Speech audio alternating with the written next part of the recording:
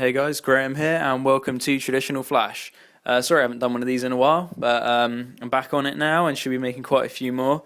So what I'm going to be doing in this video is I'm going to be shading the rest of this sheet and then colouring it. This sheet is one that I started in my last video where I did a sort of close-up and a real-time shading tutorial where I showed you exactly how to use the brushes. So if you want to watch that, it's the video before this one and you can find it on my channel easy enough. Right, so let's get started. And what I'm doing at the moment is just a bit of black shading, continuing on from where I left off really. If you haven't watched my videos before, I'm using Copic markers, and what they are is they're sort of brush tip pens. You can get different types of these. I've had a few comments recently asking about different brands of pen, you know, what different ones you can use.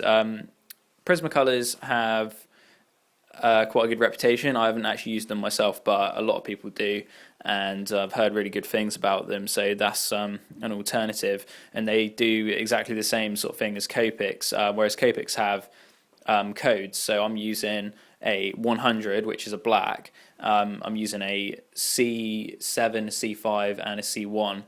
Now that's a C7 is a 70% black, a C5 is a 50% black, and a C1 is a 10% black, whereas with Prismacolors you would get the actual percentages. So if you want to get Prismas instead of Copics, then you can do exactly the same thing. It's just get a 100% black, a 70% black, a 50% black, and a 10% black, and you'll be doing exactly the same thing as what I'm doing here. And other brands I'm not really too sure on, so it's best to sort of ask other people or maybe look up other tutorials about those. But yeah, here's a close-up. Decided to do the rest of these kind of closer in so you can see what I was doing. And I'm actually doing these wrong. If you watched my last video, you'll know that I always say point the black towards the edge of the line which you're shading away from, which is what I'm doing there. But this bit I'm doing wrong. The shading, you should have the brush facing the other way. I'm doing it wrong because I don't want to keep flipping the paper around the whole time when I'm making the video. So I'm not sure whether you guys would prefer me to actually keep the page still when I'm shading in the videos like this, or to actually flip it around and do it properly so you can see how it's properly done. But it doesn't really matter too much. But if you have any preference, let me know and I'll do it in future tutorials. This is a pain in the butt though, to be honest, but it keeps the paper still, so it's fine. But yeah, this is kind of like classic, sort of more English looking woman, I guess. I make a couple of mistakes in this one. I can't remember where they are, but I basically had to refill my black. I paused it and refilled it. You probably wouldn't notice because I did it pretty slyly, but at some point I put too much ink down because I pressed the black on the page without dabbing it first, and a load of, oh, there we go, yeah, on her chin, too much black came out, so I just got a liner and went back over it. Now when you're shading with solid black, it's pretty easy just to get a liner and move the line a bit so it doesn't notice, and that's a good tip for you. I think I'll do it again in a sec as well. Yeah, there we go, it all blurs out. If you're watching this in HD and full screen, I'm sure you'll be able to see that really clearly. And yeah, just get the liner again and just go back over it. So there's a tip for you if you make any mistakes. And yeah, just going back over with the three different gradients and blending it out. So onto the Indian woman. Now this is a very typical sort of design that a lot of people would have got back in the 50s or whenever. I've had quite a few people actually getting a bit offended, being like, oh, why would you get a Indian tattooed on you? You know, it's not part of your culture, you're ripping off someone else's culture just to look cool. But fact is, a lot of people would get these Indian designs done on them, and it's just tradition really. So I have absolutely no problem with people getting them done, and I think it's a bit stupid when people get annoyed about stuff like that. And I'm usually one to be funny about things like that, but that's just stupid. It's just ignore people that say stuff like that. Oh, that reminds me actually, I had a couple of comments recently of people saying, there's only like one or two people maybe just saying that painting, well, they're saying that it's not real painting if you're using Copics or markers. Well, you still got to have the skill to do the art well. They don't magically make you draw good. Like I can't understand people that say things like that.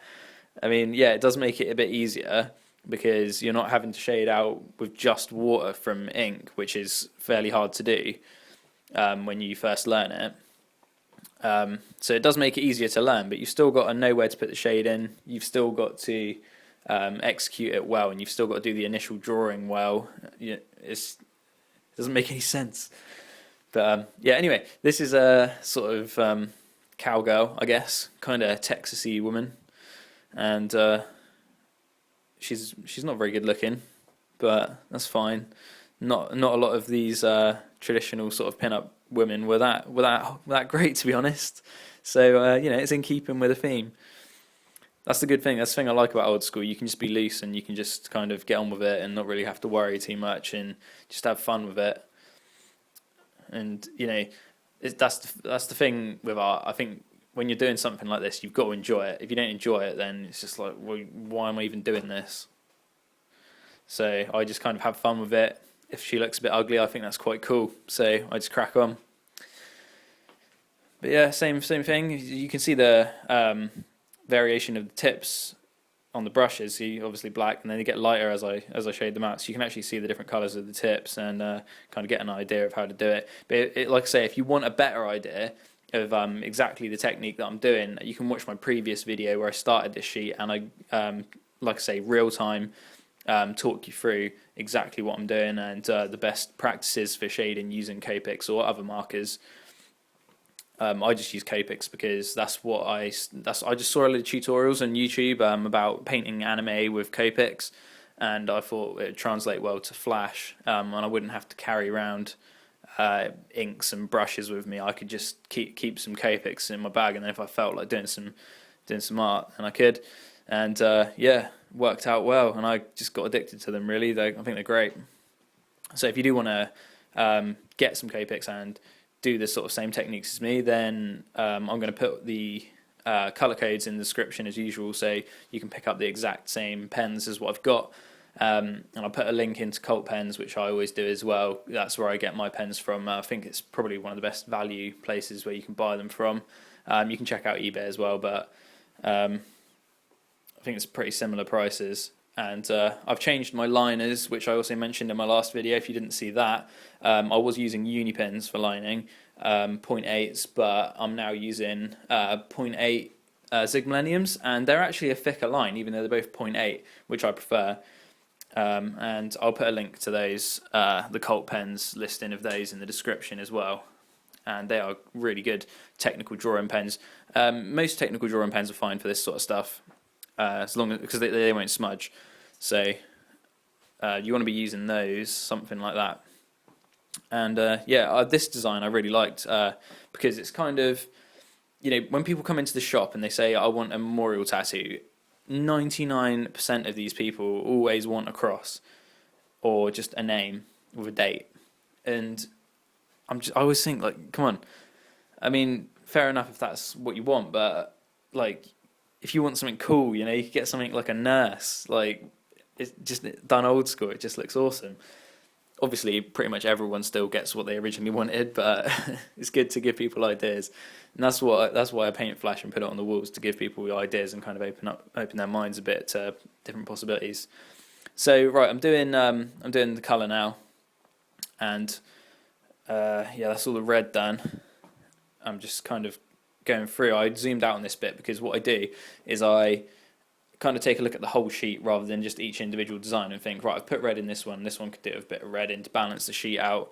That's personal preference. You can just paint each design as you go if you want, but I just like the sheets to be balanced out, so when you look at it as a whole, it's got the same colours running through the whole thing.